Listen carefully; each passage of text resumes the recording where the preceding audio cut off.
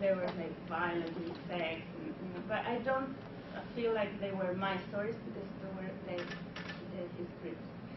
So I began to paint, so I painted for many years, and then I moved to New York in 1996, and I went to the Art Studio and I worked as a babysitter in New York. I took care of this girl, Amanda, since she was 6 until she was 13 years old. That was my only job I had in New York. That's how I paid everything. So while I was taking painting classes, I bought many comic books from all the American art cartoonists, and I always wanted to do comics again. Because my first try was in this magazine, but I didn't know what to tell. You know, I didn't consider myself a writer.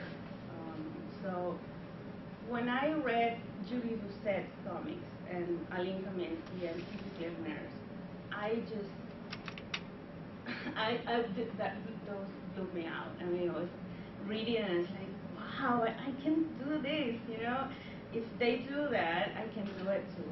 So I, just one day, you know, I had my birthday, and I decided to do a comic to my friends as a gift, you know. Everybody supposed to give you a gift, but I wanted to give them a gift.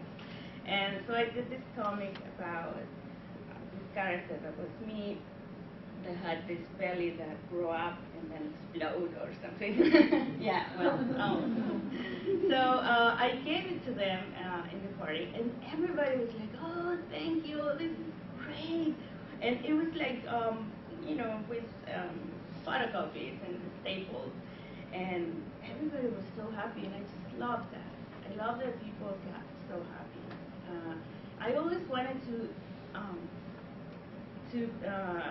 do that with my paintings. It never happened because you work for 2 years doing your paintings, and then try to do the best, and then you do the opening. Everybody goes there to drink and talk and look how they look, and do like lobby, and nobody see your paintings, and then you go any day during the week to the museum, and it's empty. Nobody goes. So artwork is very complicated in terms of communicating with the people. And at the end, you sell the painting to some people that you don't know, and they're probably never going to see you again, and for a lot of money, and that's it. So there was something missing in my career, that I couldn't connect with people really, because I wanted for my painting to be very open and to the public, and that people could say anything or tell me something or laugh or anything. So when I saw this reaction with my friends, I decided to continue to draw my stories. So I couldn't write or invent stories. So because my life was at that time very, how do you say, entertained or fun. I was single, young, and I was living in New York. It was exciting, They were showing Sex and the City. I love that show, and I was not like those kind of women. I didn't have that much money, but I felt like it was fun that women can talk about men as a sexual object, as men do all the time, and so I think that clicked something on me. I said well, I can do that. I don't have so much men to do that, but it's fun to do it. There are many comics that that I had, like Julie Doucet, that she talk about menstruation or talk about the first love or like many other like Phoebe Gleckner that talk about abuse, child abuse. The subjects were always a little bit shocking.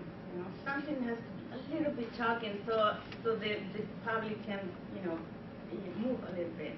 And so I didn't have nothing like that.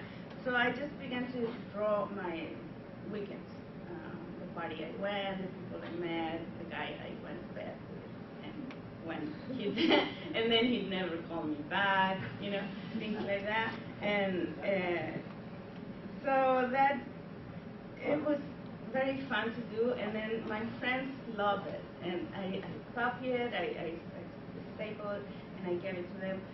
And everybody was like asking me, like, you did the next one, and I want to read the next one. Did you write me in your comics? Did you draw me in your comics? Everybody wanted to be there. So, in like 2 months, I stopped painting. I saw that comics was better for me to do. I just loved the way I could communicate with people. And I began to publish in Chile in a newspaper because these small comics, I did many of them. Someone in Chile saw it, and then they asked me, they invited me to publish in this newspaper.